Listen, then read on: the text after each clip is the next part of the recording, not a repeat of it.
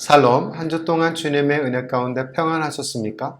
죽음에서 생명으로 옮겨주신 하나님의 크나크신 사랑과 은혜를 생각해 보시면서 우리가 이 땅에서 살아가야 할 궁극적인 목적, 그리스도인으로서 어떤 삶을 살아야 될지에 대한 사명을 생각해 보셨을 것입니다. 이 아침에 다시 한번 주님이 우리에게 어떤 말씀을 주시는지 생각해 보는 시간을 가져보도록 하겠습니다. 사도행전 1장 1절에서 5절까지의 말씀이에요. 사도행전 1장 1절에서 5절까지의 말씀. 우리 함께 합독하도록 하겠습니다. 데오빌로여, 내가 먼저 쓴 글에는 물은 예수께서 행하시며 가르치시기를 시작하심부터 그의 택하신 사도들에게 성령으로 명하시고 승천하신 날까지의 일을 기록하였노라. 그가 고난받으신 후에 또한 그들에게 확실한 많은 증거로 친히 살아계심을 나타내사 40일 동안 그들에게 보이시며 하나님 나라의 일을 말씀하시니라. 사도와 함께 모이사 그들에게 분부하여 이르시되 예루살렘을 떠나지 말고 내게서 들은 바 아버지께서 약속하신 것을 기다리라. 요한은 물로 세례를 베풀었으나 너희는 몇 날이 못되어 성령으로 세례를 받으리라 하셨느니라. 아멘. 사도행전은 성령 강림으로 시작된 교회의 역사를 기록한 책입니다. 형태와 조직이 생기기 전 초대교회가 유대인들과 이방인들로부터 핍박을 받았고 교회가 세워질 때에는 로마 황제들의 기독교 핍박과 박해를 통해 여러 어려움들이 있었죠. 그러면서도 교회를 지키기 위해 당시의 그리스도인들은 순교의 피 흘림을 거부하지 않았습니다. 오히려 로마와 같은 세상의 중요한 거점을 점령해 나가면서 교회가 확장해 나갔던 사실을 기독교 역사를 통해서 알 수 있습니다. 한 줌밖에 되지 않은 유약한 몇 사람들이 세상을 복음으로 아시아와 유럽까지 정복해가는 놀라운 사건들이었습니다. 1차적으로는 우리 자신이나 교회가 어떻게 지켜나가야 할지, 2차적으로는 우리 교회가 세상에서 어떻게 빛을 비춰야 나가야 할지 살펴보는 시간을 가져보도록 하겠습니다. 사도행전의 저자는 누구일까요? 네, 누가입니다. 그럼 누가는 누구일까요? 누가복음과 사도행전을 기록한 저자이면서 예수님의 제자들 중 한 분이셨습니다. 그의 직업은 의사였죠. 그리고 바울과 함께 전도한 사람이었습니다. 누가에 대한 성경의 기록은 세 번밖에 기록되어 있지 않아요. 골로새서와 빌레몬서 등과 같은 곳에서요. 세상 사람들이 평가할 때 유명한 것으로 기준을 삼죠. 이 기준으로 본다면 누가는 세상에서 유명한 사람이 아닙니다. 하지만 하나님 앞에서는 유명한 사람임은 틀림이 없어요. 심지어 자기가 기록한 이 사도행전에 대해서도 자기를 언급하지 않고 있습니다. 3명의 제자들의 이름이 기록되어 있는데요. 12장에서 야고보가 순교한 장면과 또 요한 어떤 일을 했는지 언급이 없습니다만 사도 요한이 기록되어 있고요. 그 다음에 베드로. 이렇게 성경에서 유명한 인물이 있다면 유명하지도 않은 분들도 계세요. 침묵하고 있는 분들도 계세요. 베드로도 귀하고 바울도 귀하고 성경에 언급되어 있지 않지만 주를 위해서 일하는 것임은 확실합니다. 본문에서 저자가 누구한테 편지를 쓰는지 언급이 되어 있죠? 누구입니까? 데오빌로입니다. 데오빌로는 누구일까요? 누가복음과 사도행전을 통해서 예수님에 대한 편지를 받는 수신자였어요. 데오빌로는 문자적으로 하나님이 사랑하시는 자 또는 하나님의 친구라는 의미를 가지고 있습니다. 누가는 이미 그의 첫 번째 저서에서 수신자가 데오빌로라는 것을 밝혔습니다. 누가복음 1장 3절. 그 모든 일을 근원부터 자세히 미루어 살핀 나도 데오빌로 각하에게 차례대로 써 보내는 것이 좋은 줄 알았노니. 당시에 저술한 책을 누구에게 증정하는 관례가 있었다고 합니다. 그런데 이 책을 누가 받았죠? 데오빌로라는 사람 있죠? 이 수신자가 분명히 역사적인 인물이라는 사실을 밝혀주고 있는 거예요. 또한 각하라는 표현을 썼습니다. 영어로는 most excellent라고 되어 있어요. 데오빌로가 실제 했던 인물이라면 그는 각하라고 불릴 만큼 높은 관직에 있던 사람이었습니다.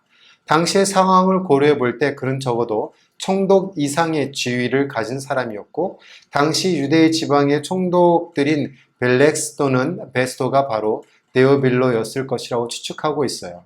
그리고 누가복음 서두의 내용의 1장 3절 4절을 볼 때 그는 상당한 지식 수준에 있는 사람이며 이미 기독교에 대해서 이해와 관심을 가지고 있는 사람이라는 것을 생각해 볼 수 있습니다. 4절 말씀, 이는 각하가 알고 있는 바를 더 확실하게 하려 함이로다 라고 얘기를 하고 있어요. 누가는 데오빌로라는 한 사람에게 신약의 4분의 1을 기록한 것은 틀림이 없습니다. 어느 성경을 찾아보아도 저자가 한 사람을 위해서 이만큼 많은 지면을 할애하는 것을 찾아볼 수가 없어요. 유명치도 않고 잘 알지 못한 사람이 각하라는 호칭을 쓰는 유명인에게 예수의 생애와 교훈 그리고 명령을 가르치고 전한다는 것은 여러분에게 큰 위로가 될 것입니다. 여러분은 유명인이십니까? 죄송하지만 제가 볼 때 여러분들은 사회적으로 유명인이 아닙니다. 그렇다고 여러분이 세상에 살아가면서 유명인에게 은매 기주고 하면서 사실 분도 한 분도 없을 것이에요. 오히려 여러분은 세상에서 인정받지 못하고 이웃이 알아주지 못한다 할지라도 복음이 있으므로 더 당당하게 살아갈 수 있을 것입니다. 세상을 호령하고 어디를 가든지 주목받는 사람일지라도 복음이 없다면 그들은 여러분보다 못한 존재예요. 그 이유는 그들이 예수님을 영접하지 못했기 때문입니다. 그 이유는 복음을 받아들이지 못했기 때문입니다. 그리고 예수를 부인했기 때문이에요. 그러나 성경은 엄밀하게 말하고 있습니다. 로마서 1장 16절. 내가 복음을 부끄러워하지 아니하노니 이 복음은 모든 믿는 자에게 구원을 주시는 하나님의 능력이 됨이라. 먼저는 유대인에게요. 그리고 헬라인에게로다. 복음은 모든 믿는 자에게 구원을 주시는 하나님의 능력이라고 말씀하고 있습니다. 그러기에 여러분은 복음을 부끄러워하지 않고 유대인뿐만 아니라 헬라인에게도 전해야 한다는 얘기예요. 그것은 여러분이 해야 할 의무와 사명이기 때문입니다. 유명하지 않은 누가가 힘과 권세와 명예와 지위를 가지고 있는 각하에게 복음을 전하는 것처럼 말이죠. 그러면 우리는 무엇을 가지고 복음을 전해야 될까요? 어떤 것으로 복음을 전해야 할까요? 본문을 분해해 보면 답이 나옵니다. 본문을 세 단락으로 나눌 수 있는데요. 먼저 1절과 2절입니다.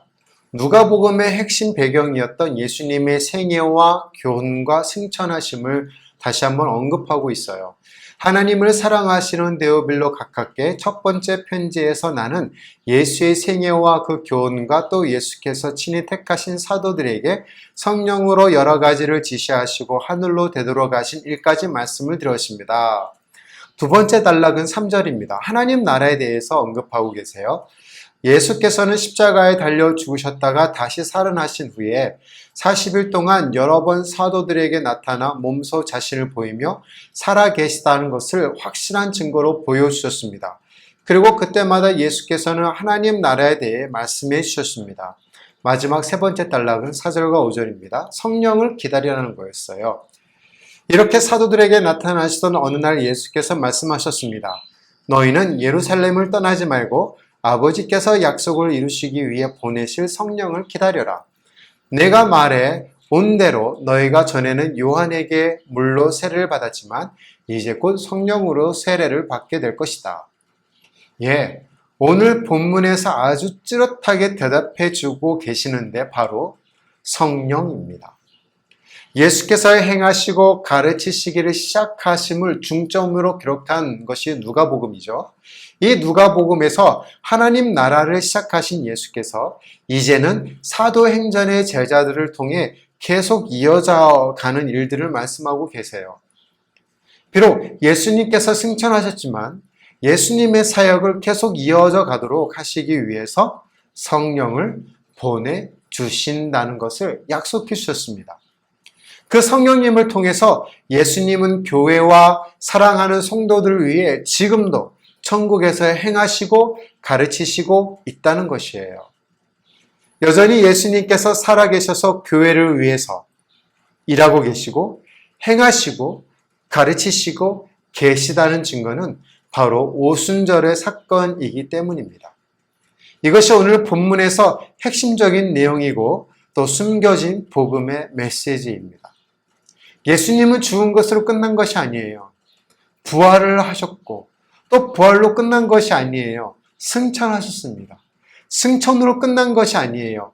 예수님의 사역을 계속적으로 이루어가고 계시죠. 그리고 성령을 보내주셔서 복음과 교회를 위해 지금도 일하고 계심을 말씀하고 계십니다. 1, 2절 말씀.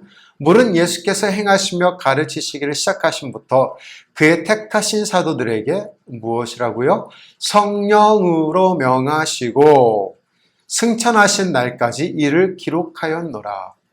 예수님께서 승천하실 때 제자들에게 마지막으로 당부하신 말씀이 마태복음 28장 18절로 20절 말씀, 마가복음 16장 15절로 18절 말씀, 누가복음 24장 44절에서 49절 말씀에 지상대명령, 지상대위임령이라고 우리가 명하잖아요. 이것을 성령으로 명하셨던 내용은 기록되어 있지 않습니다. 그러나 예수님은 그의 생애에서 줄곧 성령의 인도를 받으셨죠. 세례를 받을 때부터 부활 승천하실 때까지 그의 모든 사역이 성령의 인도에 의해서 이루어졌습니다. 따라서 제자들에게 마지막으로 명하신 것도 성령으로 말미암은 것입니다. 아울러 성령으로 명하셨다는 것은 예수께서 제자들에게 성령을 주셔서 복음의 증인으로서 삼으실 것을 약속하신 사실을 다시 한번 말씀하고 있는 것이에요. 성령의 도움과 인도하심으로 생애와 모든 사역을 감당하신 주님께서 마지막 때에 하나님의 나라에 대해서 계속적으로 언급해 주셨습니다. 3절 말씀, 그가 고난 받으신 후에 또한 그들에게 확실한 많은 증거로 친히 살아계심을 나타내사 40일 동안 그들에게 보이시며 하나님 나라의 일을 말씀하시니라. 아멘. 예수께서 부활하신 후 승천하실 때까지 약 40일 동안 세상에 계셨고 그 사이에 제자들에게 10번 동안 보여주셨습니다. 그때 예수님께서 육체적인 부활을 증거하셨고 하나님의 나라의 일을 말씀하셨어요. 자신과 직접적인 연관을 맺고 있는 이 하나님의 나라, 예수님께서 가르쳐 주신 중심 주제일 뿐만 아니라 신구약 성경의 주제이기도 합니다. 하나님의 나라는 구약 선지자를 통해서 예언되었고 하나님의 나라는 예수님께서 오심으로 이미 시작되었지만 하나님의 나라는 아직 절정에 이르지 아니하였습니다. 하나님의 나라는 예수님의 재림 때에 절정으로 이르러 완성을 보게 될 것입니다. 하나님의 나라는 하나님이 왕으로 다스리는 곳입니다. 네. 그래서 하나님의 나라에서 나라라는 이 부분은 영역을 가리키기도 하지만 1차적으로는 하나님의 통치, 하나님의 주권, 하나님의 왕권과 관련된 말이기도 해요. 그러므로 하나님이 왕으로 주권을 행하시는 나라가 바로 하나님의 나라입니다. 그런데 이런 하나님의 나라를 이룩하기 위해서 필요한 것이 있죠. 바로 성령의 인도하심입니다. 예수님께서 택하신 사도들과 예수님께서 택하신 여러분들과 함께 이 일을 행하시겠다고 언급하시는 거예요. 성령의 인도하심으로 예수님께서 제자들에게 교훈하시고 명령하셨던 일들이 이제 사도들에게 직접 성령이 오셔서 복음의 비밀을 깨닫게 하시고 복음을 전하는 일에 능력자로 사용하실 것임을 말씀하시고 계십니다. 4절 5절 사도와 함께 모이사 저희에게 분부하여 이르시되 예루살렘을 떠나지 말고 내게서 들은 바 아버지께서 약속하신 것을 기다리라. 요한은 물로 세례를 베풀었으나 너희는 몇 날이 못되어 성령으로 세례를 받으리라 하셨느니라. 네, 아버지의 약속은 요한복음 14장 16절 17절에 기록되어 있습니다. 내가 아버지께 구하겠으니 그가 또 다른 보혜사 너희에게 주사 영원토록 너희와 함께 있게 하시리니 그는 진리의 영이라. 세상은 능히 그를 받지 못하리니 이는 그를 보지도 못하고 알지도 못함이라. 그러나 너희는 그를 아나니 그는 너희와 함께 거하시며 또 너희 속에 계시겠습니다. 또 요한복음 15장 26절 말씀에 내가 아버지께로부터 너희에게 보낼 보혜사 곧 아버지께로부터 나오시는 진리의 성령이 오실 때에 그가 나를 증언하실 것이요. 이 두 구절에 나타난 것 같이 예수님께서 마지막 날밤에 제자들에게 말씀하신 내용이 중심 주제를 이루고 있습니다. 그것은 보혜사 성령에 관한 약속이었어요. 약속된 성령께서 하실 일은 복음의 비밀을 깨닫게 하는 것이었습니다. 또한 능력 있게 복음을 전할 수 있도록 도와주신다는 것이었어요. 자, 사도행전을 성령행전이라고 때로는 부르기도 합니다. 그 이유는 사도들을 통해서 성령께서 행하신 일들이 기록되어 있기 때문이에요. 성령의 인도로 병든 자를 치료하고 눈먼 자를 보게 하고 성령의 인도로 이방인에게 복음을 전하게 되었고 성령의 인도로 선교지의 방향이 바뀌게 되었고 성령의 인도로 각 지역마다 하나님의 교회가 세워지는 것을 보게 되었습니다. 그래서 사도행전을 성령행전이라고 부르기도 해요. 성령께서 교회를 세우시고 성령께서 제자들을 인도하시고 성령께서 성경 전체에 가득하게 이루어 주신 놀라운 사건, 성령행전이라고 할 수 있는 것이죠. 그러나 성경은 사도행전을 성령행전이라고 부르지 않고 있어요. 승천하시기 전에 예수님의 제자들에게 확신시켜 주신 것은 성령이 임하시면 하늘의 능력을 받게 될 것이라는 사실이었습니다. 이 능력은 예수님의 증인으로서 사역을 수행하는 데 필요한 모든 능력을 말하고 있어요. 예수님 자신이 세례를 받으실 때 성령과 능력으로 기름 부음을 받으셨던 것처럼 제자들도 그와 똑같이 기름 부음을 받아 사역을 수행해야만 했는데 그 사역을 감당하도록 성령께서 함께 하시겠다는 얘기입니다. 그리고 이 사역은 여러분에게도 계속 이어지고 있습니다. 무슨 사역이죠? 바로 증인의 삶입니다. 이것이 사도행전의 주요 주제예요. 사도행전 1장 8절 오직 성령이 너에게 임하시면 너희가 권능을 받고 예루살렘과 온 유대와 사마리아와 땅끝까지 이르러 내 증인이 되리라 하시니라. 주님께서 말씀하셨고 약속하셨고 명령하셨어요. 내 증인이 되리라. You will be my witnesses. 영어의 순교자라는 말은 증인이라는 헬라어에서 유래되었습니다. 증인은 순교자적 자세를 가지고 죽음을 두려워하지 않고 보고 들은 것을 증거해야 한다는 얘기예요. 요한일서 1장 1절처럼 말이죠. 태초부터 있는 생명의 말씀에 관하여는 우리가 들은 바요 눈으로 본 바요 자세히 보고 우리의 손으로 만진 바라. 특별히 내 증인이란 나 예수 그리스도에 의해서 by me 나를 의해서 for me 나에 관하여 about me 모든 것을 증거하는 것을 말하는 것입니다. 내 증인이라는 말이죠. 또한 미래 시제를 써였죠. You will be my witnesses. 미래 시제를 사용하시면서 성령 강림의 이 약속의 실현과 더불어 제자들이 본격적으로 증인의 사역을 감당하게 될 것임을 표현하고 있는 말씀입니다. 위와 같이 인본적인 생각일 수는 있으나 성령 행전이 아닌 사도행전이라는 이름이 오히려 우리에게 큰 도전과 위로를 주고 있습니다. 그것은 성령 하나님께서 다 하실 수 있음에도 불구하고 꼭 연약하고 힘이 없고 실수투성인 저와 여러분을 하나님께서 성령을 통해 사용하고 계시다고 말씀하시는 거예요.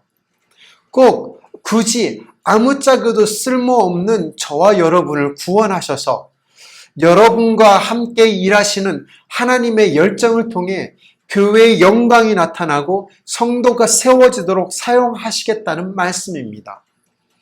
이게 얼마나 우리에게 큰 위로가 되고 도전이 됩니까?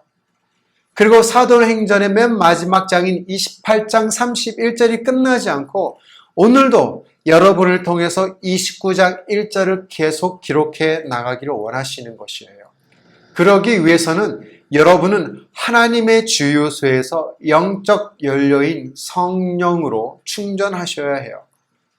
가끔 선교사님들과 지역 목회자들 그리고 성도님들을 보게 되면 사역과 신앙에 연료 탱크가 비어서 곧 그 엔진이 멈출 것 같아 보여요. 이런 분들은 과거의 영적 경험이 고갈되거나 신앙의 은혜를 누리지 못해서 유독가스만 내뿜고 결국은 엔진이 멈춰서 버린 것을 보게 됩니다. 하나님의 주요소를 끊임없이 방문하셔야 돼요. 연료 측정 눈금이 4분의 3, 2분의 1, 4분의 1 또는 empty, 연료 부족 선상에 갈 때까지 기다리는 것은 아주 위험합니다. 오직 우리의 마음이 하나님과 관련된 것들로 계속 채워져 있을 때 하나님이 아닌 제약된 생각들로부터 벗어날 수 있는 것이에요. 우리는 매일 하나님의 주유소에 차를 대고 성령으로 가득 채워주세요 라고 말을 하셔야 합니다.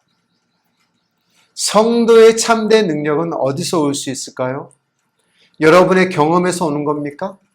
서점이나 서적에서 오는 겁니까? 아니면 교회에서 가지고 있는 직분에 따라 오는 겁니까? 아닙니다. 오직 지금도 살아계셔서 천상에서 사역하고 계신 주님과 함께 할 때, 그분과 함께 할 때 성령의 참된 능력을 나타낼 수 있는 것이에요. 성령의 도우심과 인도하심을 통해 매일매일 새롭고 또 새롭고 채워지도록 복음의 삶, 증인으로서의 삶, 순교자의 삶을 살 수 있으셔야 합니다. 그래서 핍박 속에서도 교회를 일으키고 고난과 박해 속에서도 신앙을 지킬 수 있으며 더 나아가 복음이 확장되어 땅끝까지 예수님의 증인으로 살아갈 수 있습니다. 성령이 임하시면 예수님의 증인이 될 수 있습니다. 그러나 이미 여러분은 성령님이 임하셨어요. 다만 문제는 성령의 인도하심에 얼마만큼 우리가 민감하게 반응하고 있느냐, 이것이 문제입니다. 여러분의 영적 에너지 계기판의 바늘은 지금 어느 쪽을 가리키고 있습니까? 성령으로 충만하십니까? 아니면 유독가스만 가득하고 있습니까? 오늘 본문 속에서 말씀하는 중요한 메시지는 성령을 통해서 연약하고 부족하고 나약한 여러분을 사용하신다는 겁니다. 그래서 복음의 증인으로서 땅끝까지 이르러 예수님의 증인으로서의 삶을 살도록 성령님이 늘 함께 하신다는 것이에요. 유명한 인들을 통해서 이루어지는 것이 아닙니다.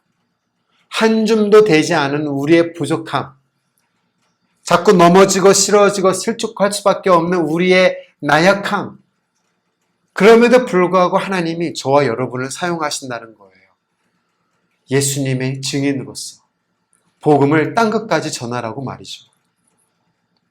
여러분이 비록 목회자가 아니어도, 여러분이 비록 선교사가 아니어도, 여러분이 지금 신앙이 큰 상태가 아니라 할지라도 주님은 여러분을 사용하기를 원하십니다. 복음의 증인으로서 그 길을 함께 걸어가시기를 예수님의 이름으로 축원드립니다. 아멘.